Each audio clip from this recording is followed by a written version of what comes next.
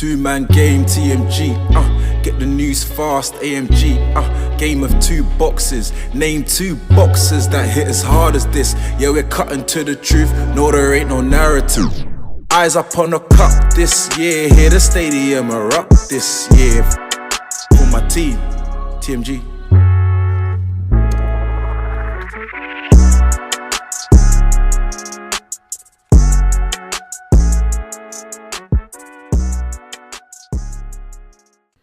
Episode 121 of the two-man game. 1-to-1. If you want a 1-to-1 sessions, go to Go Get a Sports. Best in business. The GGS. We're on Elevate 2024. It's going to be another great year. We're going to go to new heights, higher horizons, higher peaks. Yeah, man. There's ups and downs and anything, but we're going all the way up. Let's get it, man. Yeah, of inspiration, yeah, of favour. I had a great session today, actually. You did say so. You did say so. I had a great session. That's with the next generation here. Yeah, man, it was top. Had Kent County boy that's on Palace trial, boy that's on trial with, not trial, Palace trial, Palace showcase. He should go on trial for something at least before the end of the season. Playing for one of the best grassroots teams around. Also had a boy that's on trial at Gillingham, ex-Mill boy, which I'm still furious about. That Mill didn't go. But it is what it is. I said I would shout out this guy, Henry South, my guy at work, associate at work, big Man City fan. He's giving me all that talk about KDB, but we'll dive into that Is he later. subscribed? Is he subscribed? Yeah, he was watching the pod. He was telling me, let me listen to the pod. Just invite him on. I was inviting my man, give you the perspective of a Man City fan, long suffering. He's a season ticket holder. Was he from Manchester? No, but his dad is, and he's had a season ticket since he was a young boy, so he's been there for the struggles. That's my boy George Sharon from primary school. His dad was a Man City fan. I remember I always used to laugh at him in primary school. And I remember in school there was one guy in school he was an Everton fan. No, but It was so vogue. But George supported Chelsea and his brother did, but his dad supported Man City. Now his dad is laughing at him. What do you think about that? What do you think about that? Would you let your kids support a team different to you? No, but I don't know how.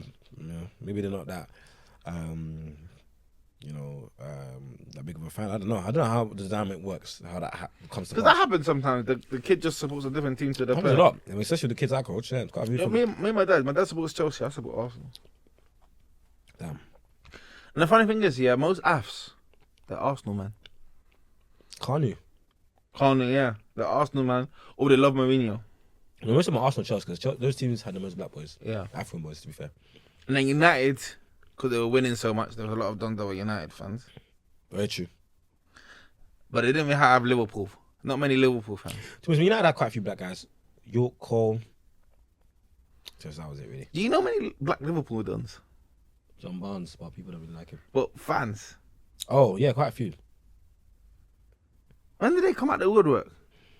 Because they were quiet. I remember there was a period in school time I didn't know no Liverpool. In school time, no, but because Liverpool were rubbish, and obviously their golden period was in the 80s. Oh, no, the late 70s, early 80s. So, yeah, they're kind of like... Well, I know a Newcastle fan, a black Newcastle fan, so... I hear it. I don't... Do you guys... Yobo, do you know a black Newcastle fan yet? I know a fake one. What, is he Newcastle fan? No. You know who I was going to say was a fake Newcastle fan, George? Yeah. That's like E-Man. Yeah. My mate Benson. He's a fake Newcastle fan. He's a Spurs fan right now. Oh, guys are inviting back. Guys are inviting back to their roots. Oh, when the team starts playing well, you see all of a sudden the fans for that team that have been quiet for years, they just come out, this is the team I support. They even wear the gear. Crazy. One of the things, anyway, just a segue, let's go into this. Obviously, we're a sports podcast, and right now the hottest thing is Shannon Sharp and the sports media network, the sports media universe. And obviously, it's caused a lot of Uncle Shannon, yep. Club Shay Shay. It's caused a lot of uproar now with this Cat Williams interview. I believe it's the second most watched interview of all time. Just coming from this perspective, it's actually crazy that a sports personality, actually a Hall of Famer in the sports in the NFL, is now making a second career where it's just as popular, just as good, basically. Being a personality. And I think this interview is obviously the pinnacle of it.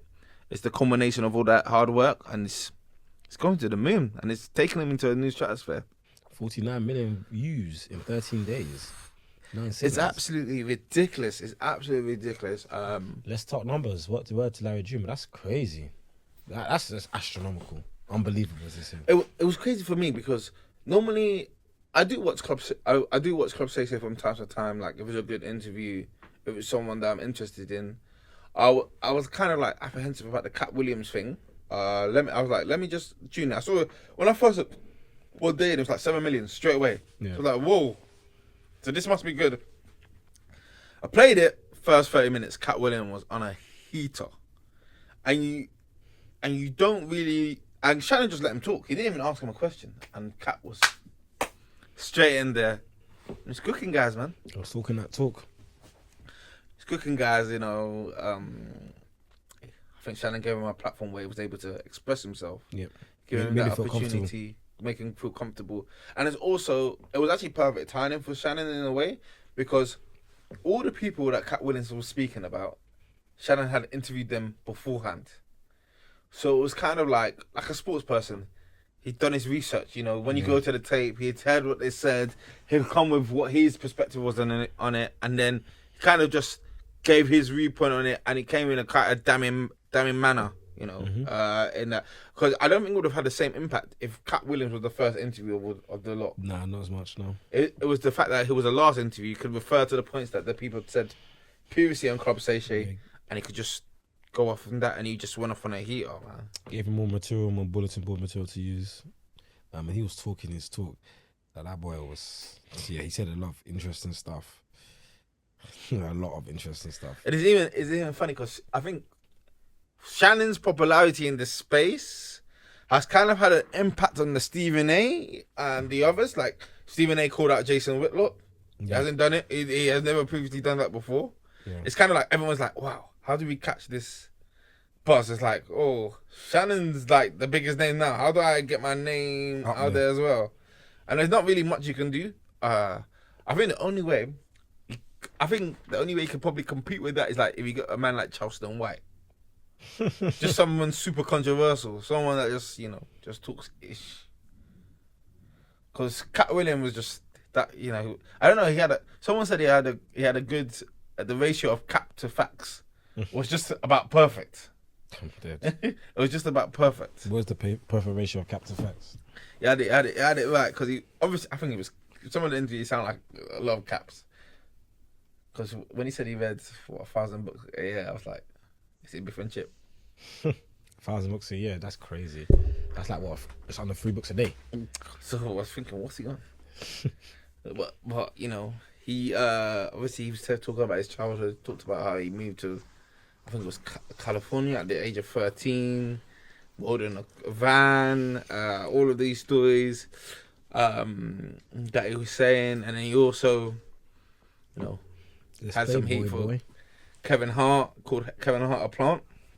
That's insane. Which is probably one of the most famous comedians right now here.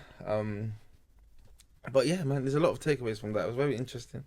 Shannon did catch some flack about his interview technique, but that he didn't interrogate Cat Williams enough. But I think it's a different kind of platform. It's not an interrogation platform per se. I don't know unless they've triggered him. But you know, I think those guys that are asking him to interrogate them, asking him to interrogate Cat Williams, it's because they were triggered by what Cat Williams was saying. You know, rightfully or wrongfully, but yeah, like I side with Shannon on this. I think those guys that are saying that is because they wish that was them. Yep. You know what I mean? Which was them getting the 49 million views in 13 days. It's crazy. It's a form of jealousy, because you're thinking, how did someone that was a professional athlete now come into this space of journalism where there's guys that studied in university, that have done all this hard work, and I'm thinking, oh, how's he leapfrogged me? That's what the kind of jealousy people are coming with. But you don't understand the hard work that Shannon's done. He's put in the legwork. He's done this. He's actually been able to transform himself from a sports star to a media star, which is not always easy. A lot of people flunk. A lot of the most famous athletes that you've seen, They can't do it. They can't. They're not able to critique in that manner. They're not able to have the conversation, or simply people just don't want to hear them. Mm-hmm. And he's able to cross that boundary where not only can he talk sports, he can actually just talk normal life things. Lifestyle. Like you see him on Nightcap with Chad Josinko, like they just approach on so many different subjects, and it's interesting. And also they got Jill. Yeah, Gil as well. Gil is also a controversial, funny guy as well. So there's just, they're able to breach into that, and people want to listen. People want to learn more about them, not just about sports and the sports analyst kind of viewpoint, but they That's also want to flavour. learn